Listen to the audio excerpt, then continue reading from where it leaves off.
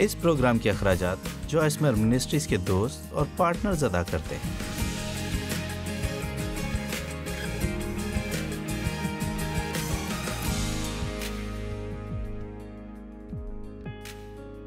میں غلطیوں کے خط کے پہلے 3 ابواب میں سے کچھ سکھاؤں گی۔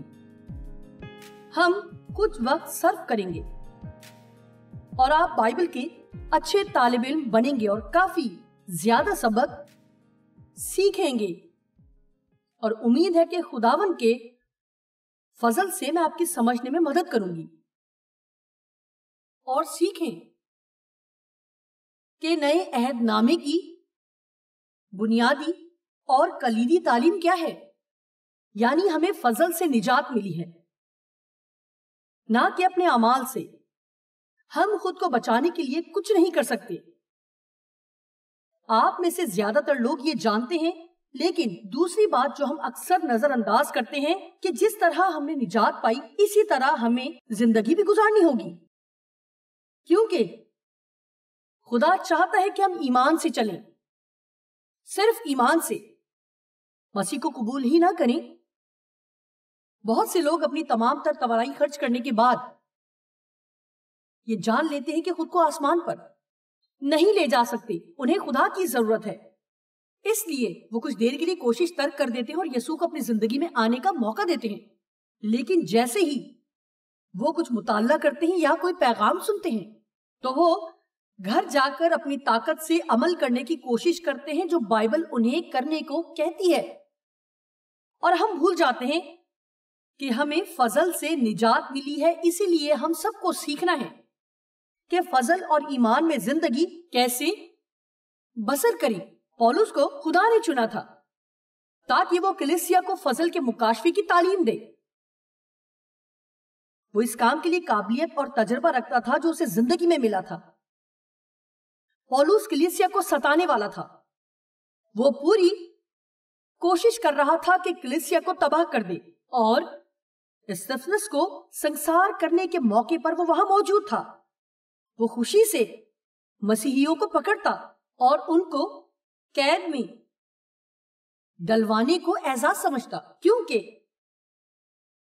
اس کے خیال میں وہ درست کام کر رہا تھا، کیونکہ وہ بہت زیادہ مذہبی تھا، شریعت پرست یہودی تھا جو کہ تمام شریعت اور رسومات پر عمل کرتا اور اس پر فخر محسوس کرتا کہ وہ یہ کرتا ہے۔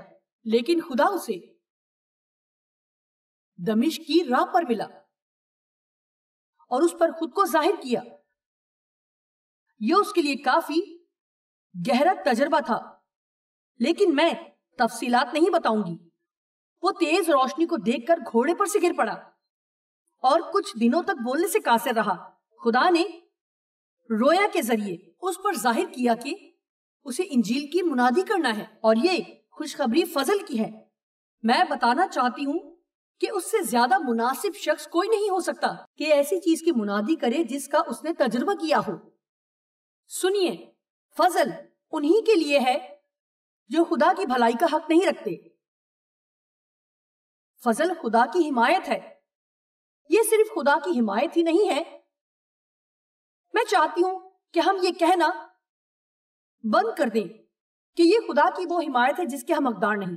یہ خدا کی حمایت ہے، لیکن یہ پاک روح کی طاقت بھی ہے جو ہمارے لیے دستیاب ہے تاکہ ہمیں کچھ کرنے کے قابل کرے جو خدا ہمیں کرنے کو کہتا ہے۔ ہم اسے جسمانی طاقت سے نہیں کر سکتے، یا ضبط کرنے یا جستجو کرنے سے، یا قوت ارادی سے، یا صرف نظم و ضبط سے۔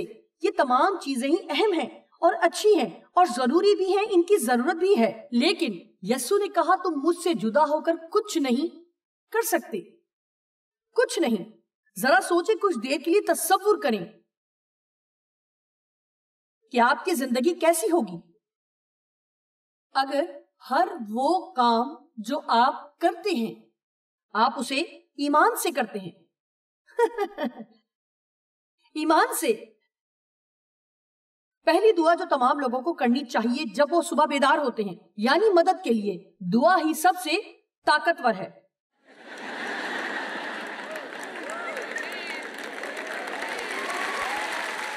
آمین۔ کیونکہ میں بتانا چاہتی ہوں کہ آپ کی زندگی میں ایسا کوئی کام نہیں جس کے لیے آپ کو مدد کی ضرورت نہ ہو. یعنی ہمیں ہر چیز میں مدد کی ضرورت ہے. اس لیے میں چاہوں گی کہ پورے دن کے لیے یہ عادت بناؤں یہ کہتے ہوئے کہ یسوع میری مدد کر.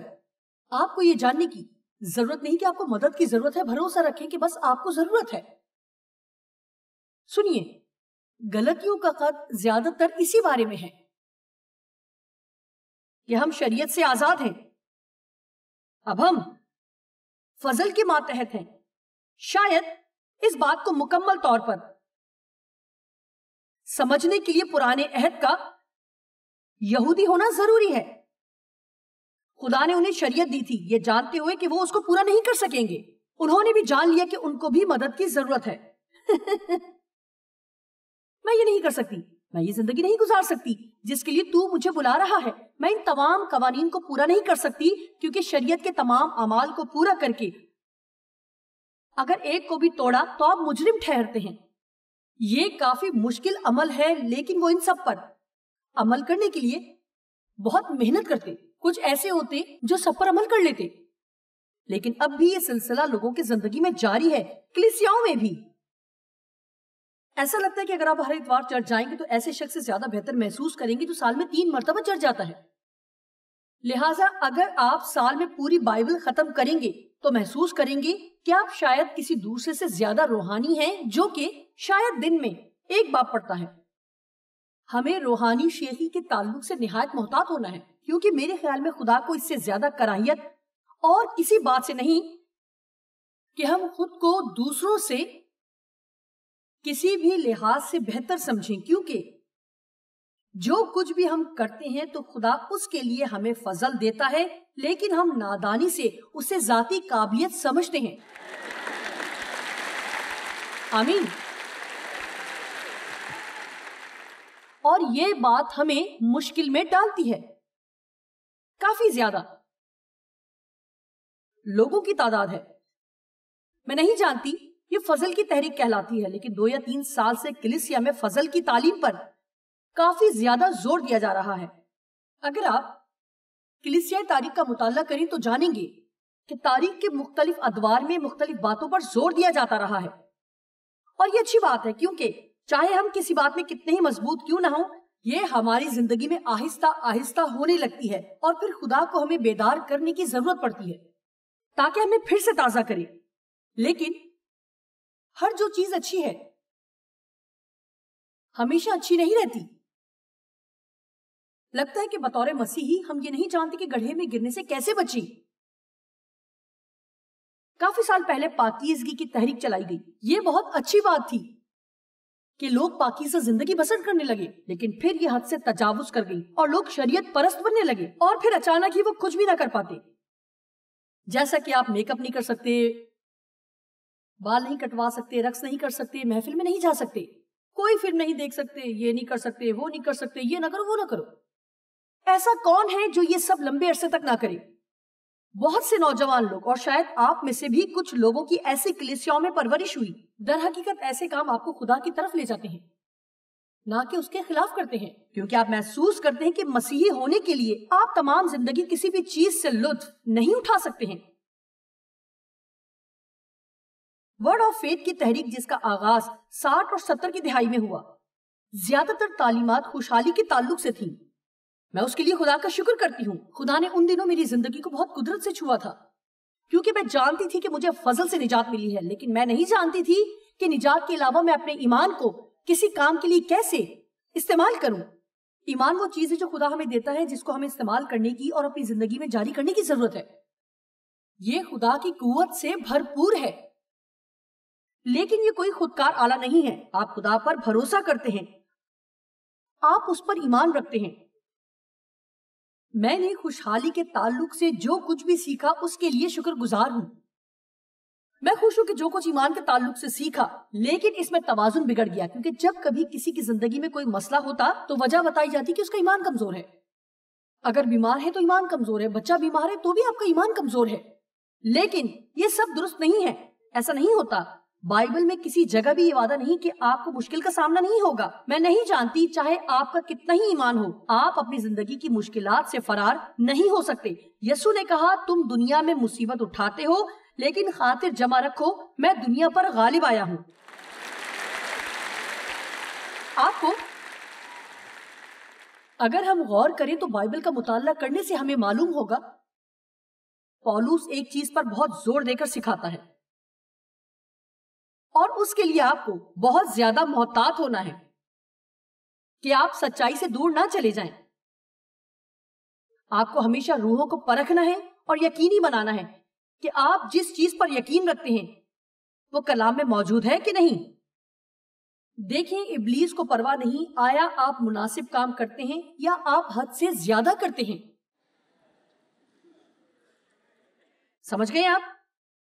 میرا مطلب ہے اگر آپ اپنے گھر کی صفائی نہیں کرتے تو وہ خوش ہوگا، لیکن اگر آپ پاگل پن کی حد تک اپنے گھر کو ایک مقبرے کی طرح بار بار چمکاتے رہیں کہ ذرا سی بھی دھول نہ ہو اور تمام زندگی لوگوں کو متاثر کرنے کی کوشش کرتے رہیں کہ آپ کا گھر کیسا نظر آتا ہے۔ میں بھی کبھی ایسے ہی کیا کرتی تھی اور پھر یہ مسئلہ بن جاتا ہے کیونکہ اب آپ ان چیزوں کے غلام ہو جاتے ہیں جو آپ نے اپنے لیے ٹھہرائی ہیں اپنی قدر و قیمت بڑھانے کی غرض سے۔ اس لیے یاد رکھیں توازن بہت اہم ہے، لیکن سچ یہ ہے کہ ہم اس کام میں بالکل بھی اچھے نہیں ہیں۔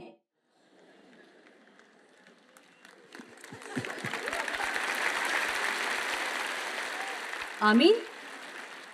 اب میں کلام مقدس میں سے آپ کے لیے کچھ آیات پڑھوں گی۔ میں یہ کہنا چاہوں گی کہ ہمیں شریعت سے آزاد کیا گیا ہے۔ خدا کا شکر ہو ہمیں شریعت سے آزاد کیا گیا ہے، اور آج کل ہم جو فضل پر تعلیمات سن رہے ہیں اس میں واضح ہے کہ ہم شریعت سے چھڑائے گئے ہیں۔ پرانا عہد نامہ پورا ہو چکا ہے، اب ہمارا خدا کے ساتھ نیا عہد ہے، یہ فضل کا عہد ہے۔ لیکن سمجھنے والی بات ہے میں یہ نہیں کہہ رہی کہ کچھ لوگ، تمام لوگ یہ تعلیم نہیں دیتے، بلکہ کچھ لوگ اس میں توازن کھو بیٹھتے ہیں۔ اور فضل بہانہ نہیں کہ آپ غیر ذمہ دار زندگی گزاریں اور آپ کو کچھ نہ کہا جائے۔ سنیں، غور سے سنیے گا۔ فضل قوت دیتا ہے کہ ہم گناہ میں زندگی بسر نہ کریں۔ یہ گناہ کرنے کا عذر نہیں ہے کہ آپ کے رویے کو خدا نظر انداز کر دے گا، کیونکہ وہ پر فضل ہے۔ ہمیں بائبل کے ان رسوماتی قوانین سے آزاد کیا گیا ہے جس کو ہم رسوماتی قوانین کہتے ہیں۔ ہم رسمی شریعت کے قوانین سے چھڑائے گئے ہیں، اور خاص دنوں اور عیدوں کو منانے سے، کھانے کے قوانین، مادی چیزوں کے قوانین کہ آپ کیا پہن سکتے ہیں یا کیا نہیں پہن سکتے ہیں، آپ کیا نہیں کھا سکتے اور کیا کھا سکتے ہیں، اس طرح کی باتیں۔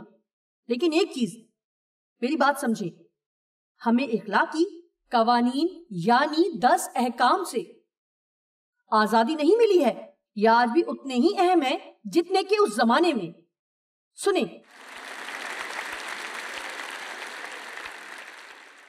ایک دفعہ میں نے کسی کو یہ کہتے ہوئے سنا کہ کیا آپ تصور کر سکتے کہ کوئی آج 10 احکامات پر تعلیم دے؟ میں نے سوچا جی ہاں کہ میں ایسا کرنا چاہوں گی۔ ایسا ہرگز نہیں ہے کہ یہ ختم ہو چکے ہیں۔ ہاں، نئی آزادی تو ہے۔ میں ایسا ہرگز نہیں سمجھتی کہ آپ کو ہر اتوار گھر پر سارا دن بیٹھے رہنا چاہیے اور کوئی کام نہ کرے، لیکن یہ ضرور کہوں گی اگر آپ ہفتے میں ایک بار سبت کا آرام متواتر نہیں کریں گے تو جلد ہی ٹوٹ کر بکھر جائیں گے۔ میرا خیال ہے ہمیں خدا کے لیے وقت مقرر کرنا چاہیے۔ میں یہ کام صرف ہفتے میں ایک بار نہیں کرتی، میں ہر روز یہ کام کرتی ہوں۔ میں یسوع کے بغیر ایک دن بھی نہیں گزار سکتی۔ آمین۔ اب سنیں، اس لیے فضل گناہ کے لیے عذر نہیں ہے کہ ہماری زندگی میں کسی بھی طرح کا کوئی اخلاقی معیار نہ ہو۔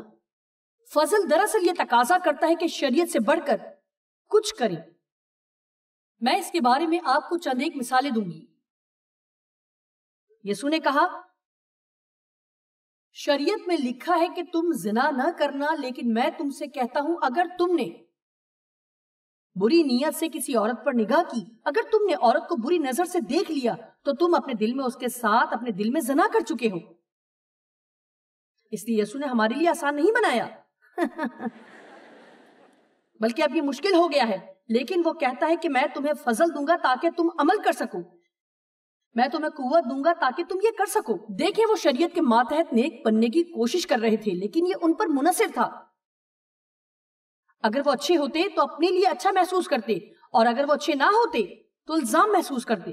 وہ ہمیشہ ہی قربانیاں کرتے رہتے شریعت کے مطابق، آنکھ کے بدلے آنکھ، دانت کے بدلے دانت۔ لیکن یسوع نے کہا، میں تم سے کہتا ہوں کہ اپنے دشمنوں کو معاف کرو، جو تمہیں ستاتے اور دکھ دیتے ہیں ان کے لیے برکت چاہو، ان کی ضرورت کو پورا کرو۔ جانتے ہیں بہت سے لوگ یہ یقین کرتے ہیں کہ دائیکی شریعت کے ماتحت تھی، اس لیے آپ کو اب دائیکی نہیں دینا ہے۔ میں سچائی سے کہوں گی، میرا بھی یہی خیال ہے کہ آپ کو یہ کرنا ضروری نہیں، لیکن سچائی سے کہوں گی کہ آپ ایسا کیوں کرنا نہیں چاہیں گے، کیونکہ اس کے ساتھ بہت سے وعدے ہیں۔ اب ملاکی میں لکھا ہے، اگر آپ پوری دائیکی ذخیرہ خانہ میں نہیں لائیں گے تو آپ پر لعنت آئے گی۔ میں یقین نہیں رکھتی کہ خدا لوگوں پر لعنت کرتا ہے، کیونکہ یسوع نے لعنت اٹھا لی، لیکن میرا خیال ہے کہ بہت مرتبہ اگر ہم ان اصولوں پر نہیں چلتے تو ہم اپنی زندگی میں برکت کو روک دیتے ہیں۔ میرا خیال ہے کہ اگر وہ شریعت کے تحت 10% دے سکتے تھے تو ہمیں فضل کے تحت کیا کچھ کرنا چاہیے۔ سنیں، ہو سکتا ہے یہ بات آپ کو اچھی نہ لگے، آپ نے تو ابھی 10% کو بھی نہیں چھوا۔ دیکھیں، کیا آپ جانتے ہیں کہ نئے عہد نامے میں کون سے الفاظ استعمال ہوئے ہیں؟ آپ کو لفظ دائیکی نہیں ملے گا، بلکہ ملک صدق کے بارے میں لکھا ہے، جسے دائیکی دی گئی۔ میرے خیال سے یہ عمل آج بھی درست ہے، یعنی ابراہیم نے دائیکی کا آغاز شریعت کے دیے جانے سے بہت پہلے ہی کر دیا تھا۔ میں یہ نہیں کہتی کہ ایسی چیز نہیں جو ہمیں آج کل نہیں کرنی چاہیے، لیکن میں نہیں سمجھتی کہ یہ چیز ہمیں آسمان پر جانے سے روکتی ہے۔ اگر آپ یہ نہیں بھی کرتے، میرا نہیں خیال کہ خدا آپ سے ناراض ہوگا اگر آپ یہ نہیں دیں گے۔ میرا خیال نہیں آپ کی تمام تر برکات رک جائیں گی، لیکن آپ جو بوئیں گے وہی کاٹیں گے۔ اور نئے عہد نامے میں یہ لفظ استعمال ہوا ہے فیاضی سے۔ آپ لفظ فیاضی کا مطلب جانتے ہی ہیں، اس کا مطلب ہے کہ مطلوبہ سے بڑھ کر۔ سنیں، آپ جانتے ہیں کہ پرانے عہد کا تقاضا 10% ہے، لیکن پولوس کہتا ہے کہ فیاضی سے دو۔ کیا آپ جانتے ہیں کہ وہ یہ اصطلاح کیوں استعمال کرتا ہے؟ کیونکہ وہ غیر قوم کے لوگوں سے مخاطب ہے جو کہ دائیکی کی اصطلاح سے واقف نہیں، اس لیے وہ کہتا ہے کہ فیاضی سے دو اور اپنے استعداد سے بڑھ کر دو، لوگوں کی مدد کرو، لوگوں کے ساتھ وسائل کو بانٹو جو آپ کے پاس ہیں۔ وہ 10% کی بات نہیں کر رہا، بلکہ ایسا لگتا ہے کہ سب کچھ خدا کے لیے حاضر کیا جائے۔ اعمال کی کتاب میں لوگوں نے اپنی جائیدادیں بیچ دی، وہ اپنا سب کچھ لے آئے اور ہر چیز مشترکہ تھی اور سب میں یکساں تقسیم کیا۔ اگر آپ اپنا پیسہ اپنے پاس رکھنا چاہتے ہیں تو پھر شریعت کے تابع ہو جائیں، ورنہ یسوع کے ساتھ سب کھونا پڑے گا۔ کیونکہ جب آپ یسوع کے ساتھ چلتے ہیں تو میں آپ کو بتا دوں کہ پھر میرا پیسہ، اس کا پیسہ، تیرا پیسہ، ایسا سب کچھ نہیں ہوگا۔ آپ کے بٹوے میں چھپی رقم خدا جانتا ہے کہ کہاں کہاں چھپا رکھا ہے، اور اکثر وہ آپ کو سب نکالنے کو کہے گا اور شاید اس کو دینا پڑ جائے جس کو آپ پسند بھی نہیں کرتے۔ کیا آپ سن رہے ہیں؟ کسی شخص نے ہمارے دفتر میں کال کر کے کہا، مجھے آپ سے ایک سوال کرنا ہے، میرے کچھ ایسے دوست ہیں جو کہ کچھ غیر قانونی سرگرمیوں میں ملوث ہیں، لیکن وہ بہت پیسہ کماتے ہیں، لیکن وہ باقاعدہ چرچ جاتے ہیں، وہ محسوس کرتے ہیں کہ وہ پکڑے نہیں جاتے، اور خدا ان لوگوں کو اپنے فضل کی بدولت برکت دیتا ہے۔ آپ کا اس کے بارے میں کیا خیال ہے؟ مجھے بہت زیادہ ہنسی آئی، لیکن میرا جواب کیا تھا کہ اس سے زیادہ احمقانہ سوال تو ہو ہی نہیں سکتا۔ لیکن میں نے یہ الفاظ تو نہ کہے، لیکن جب یہ سوال میرے پاس لایا گیا تو میں نے کہا، تم یقیناً مذاق کر رہے ہو۔ دیکھیں ہم لوگ کس حد تک جا سکتے ہیں، لیکن بات یہ ہے کہ شیطان لوگوں کو دھوکہ دیتا ہے تھوڑا تھوڑا کر کے، تھوڑا تھوڑا کر کے، آہستہ آہستہ، تھوڑا تھوڑا کر کے. اس لیے ہمیں یقینی بنانا ہے کہ جس چیز پر یقین کرتے ہیں وہ خدا کے کلام کے مطابق ہے. جی بالکل خدا کے کلام کے مطابق ہے، اور نہ ہم محض اپنے تجربات کی بنیاد پر کچھ کریں. تجربات قیمتی چیز ہے، لیکن ہم خدا کے کلام میں سے سیکھتے ہیں اور زندگی کے تجربے سے بھی سیکھتے ہیں. آمین. سنیے، در حقیقت بائبل ہمیں سکھاتی ہے کہ اگر ہم شرع پسند ہیں اور ہر چیز کو شرعی بنانے کی کوشش کرتے ہیں تو یہ بات روحانی پختگی کا نشان ہے. روحانی طور پر پختہ لوگ جانتے ہیں کہ پاک روح کی رہنمائی میں کیسے چلا جائے، کیونکہ خدا نے شریعت ہمارے دلوں پر لکھی ہے. 10 احکامات ہمارے دلوں پر لکھے ہیں. کیا آپ میری بات سمجھ رہے ہیں؟ ٹھیک ہے، میں آپ سے ایک سوال پوچھنا چاہوں گی. کتنے ہیں جو چیزوں کو شریعت میں بدلنے میں کافی ماہر ہیں؟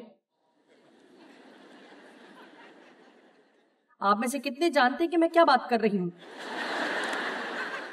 میں آپ کو ایک مثال دیتی ہوں. گھر کی صفائی، میں ہر روز اپنا گھر صاف کرتی. ہم روزانہ قالین صاف کرتے، گرد جھاڑتے، جھاڑ پونچھ کرتے، اور میں اپنے گھر کے شیشوں کو ہر روز صاف کرتی. چونکہ میں اپنے لیے زیادہ اچھا محسوس نہیں کرتی تھی، اس لیے میں بہتر محسوس کرتی جب ارد گرد سب صاف ہوتا. سنیں، کیا کوئی میری بات سمجھ رہا ہے؟ آپ بائبل کے مطالعے کو بھی شریعت میں بدل دیتے ہیں. ایک مرتبہ میں نے کوشش کی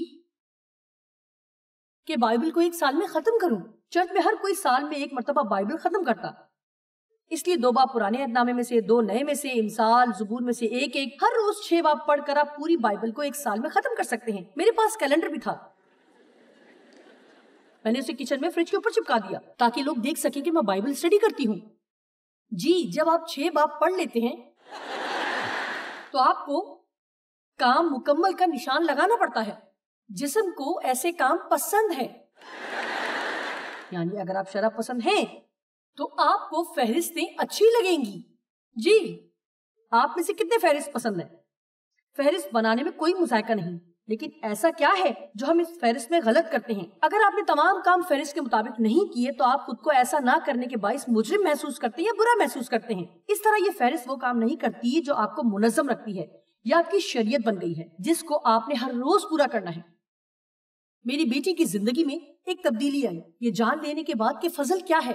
وہ ہمیشہ بہت شرعی قسم کی تھی. مجھے یاد ہے کہ وہ اپنی فہرست تیار کرتی کہ اسے کتنے کپڑے استری کرنے ہیں. یہ ان دنوں کی بات ہے جب ہمیں اپنے کپڑے خود استری کرنے ہوتے. وہ ہر روز اس کام کو مکمل کرنا چاہتی تھی اور ہر روز کرتی، اور اگر یہ کام نہ کر پاتی، جو کہ وہ نہیں کر پاتی تھی کیونکہ اس نے اپنے لیے غیر حقیقی مقاصد بنا رکھے تھے. آپ میں سے کتنے جانتے ہیں کہ اکثر ہم اپنے آپ کو خود ہی ناکام کر لیتے ہیں؟ اس لیے اگر وہ یہ سب کام نہ کر پاتی تو وہ اپنے لیے بہت برا محسوس کرتی اور خود کو ہر وقت مجرم محسوس کراتی. جی میرے نزدیک ایک اچھا کام یہ ہوگا کہ ہم وقت کا حساب کتاب رکھنا چھوڑ دیں. یا کتنے باب پڑھے ہمیں پاک روح کی رہنمائی میں چلنے کی ضرورت ہے اور ہمیں کچھ سیکھنے کی بھی ضرورت ہے، نہ کہ روحانی کاموں کو دنیاوی حساب کتاب اور علم کے حساب سے کریں تاکہ ہم بہتر محسوس کر سکیں. میں بھی ایسا کرتی، میں ٹھیک رہتی جب تک کہ کیلنڈر پر نشان لگے رہتے، لیکن جب اس میں لمبا وقفہ آنے لگا کیونکہ میں ہر روز 6 باب نہیں پڑھ رہی تھی تو میں کمرے میں جاتی جہاں وہ کیلنڈر تھا تو میرے لیے انتظار مشکل ہوتا کہ یہ کب پورا ہوگا. پھر میں کیلنڈر کو دیکھ کر دوسری طرف چلی جاتی.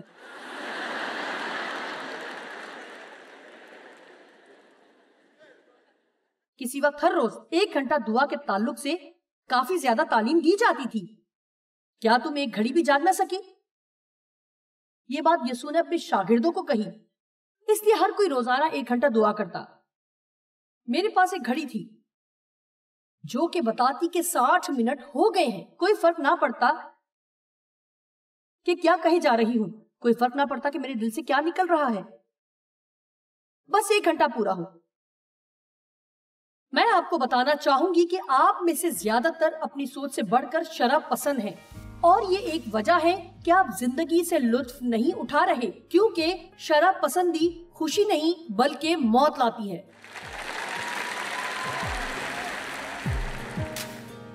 ہم سب کو فضل سے نجات ملی ہے اور ہمیں یہ بھی سیکھنے کی ضرورت ہے کہ اسی فضل میں زندگی گزاریں. ہم ایمان سے چلتے ہیں اور خدا کے فضل کو حاصل کرتے ہیں تاکہ ہر کام میں ہماری مدد ہو سکے۔